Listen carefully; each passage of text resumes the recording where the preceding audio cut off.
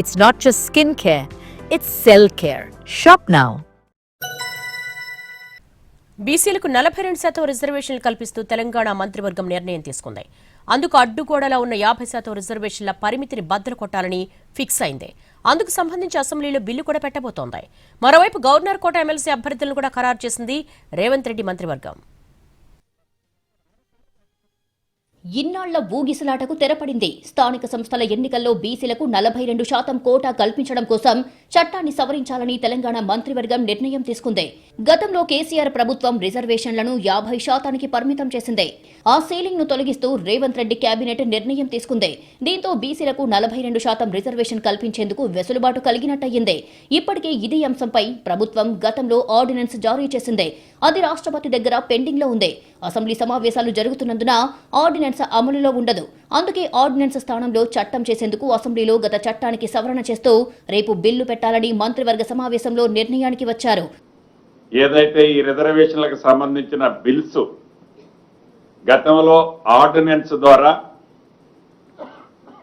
గౌరవ గవర్నర్ గారికి పంపామో ఆ అంశాలను కూడా ఆ బిల్స్ అన్నిటినీ రేపు అసెంబ్లీలో పెట్టి ఆమోదింపజేసుకోవాలని కూడా కేబినెట్ లో నిర్ణయం తీసుకోవడం జరిగింది.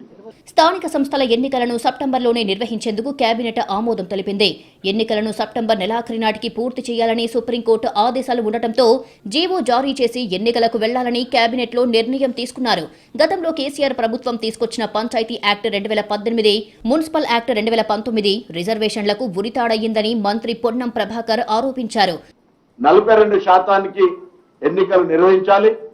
మిగతా ఎస్సీ ఎస్టీకి సంబంధించి 2001 సెన్సస్ ఏదైతే ఉందో దాని ప్రకారంగా జనాభా ఆధారంగా వాళ్ళకి రిజర్వేషన్లు కల్పిస్తూ 42% లోకల్ బాడీ ఎలక్షన్స్ ఎన్నికలు నిర్వహించడానికి కేబినెట్ తీర్మానం చేసింది. ఈరోజు ఆ 2018 చట్టంలో ఉన్నటువంటి 50% సీలింగ్ ను ఏ గతంలో ఆర్డినెన్స్ చేసామో దాన్ని తొలగిస్తూ తిరిగి శాసనసభలో చర్చకు అన్ని రాజకీయ పార్టీల అభిప్రాయం తీసుకొని అందరి మద్దతుతోటి అందరూ కూడా ఏకాభిప్రాయంతో ఉండరు. ఇందులో ఎటువంటి డిఫరెన్స్ ఆఫ్ ఒపీనియన్ లేదు.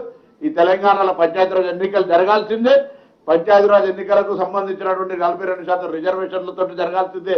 ఇక గవర్నర్ కోటాలో ఎమ్మెల్సీ అభ్యర్థులుగా ప్రొఫెసర్ కోదండరాం, మాజీ క్రికెటర్ అజారుద్దీన్ పేర్లను ప్రతిపాదించింది కేబినెట్. గతంలో కోదండరాం, అమీర్ అలీ ఖాన్ల పేర్లను ప్రభుత్వం ప్రతిపాదించగా సుప్రీంకోర్టు రద్దు చేసింది. దాంతో ఈసారి మళ్లీ కొత్తగా కోదండరాం, అజారుద్దీన్ల పేర్లను ఫైనల్ చేసి గవర్నర్ కు పంపనున్నారు. దీని ద్వారా రేవంత్ రెడ్డి ప్రభుత్వం రాజకీయంగా కీలక నిర్ణయం తీసుకున్నట్టయింది. ఒకే దెబ్బకు 2 పిట్టలు అన్నట్టుగా ఒకవైపు ఎమ్మెల్సీ పదవి ఇస్తూనే జూబ్లీహిల్స్ అసెంబ్లీ నియోజకవర్గ ఉప ఎన్నికల బరి నుంచి అజారుద్దీన్ ని తప్పించారు రేవంత్. జూబ్లీహిల్స్ లో తానే పోటీ చేస్తారని చెప్పుకున్న అజారుద్దీన్ ఇప్పుడు సైలెంట్ కాక తప్పని పరిస్థితి కల్పించినట్టయింది.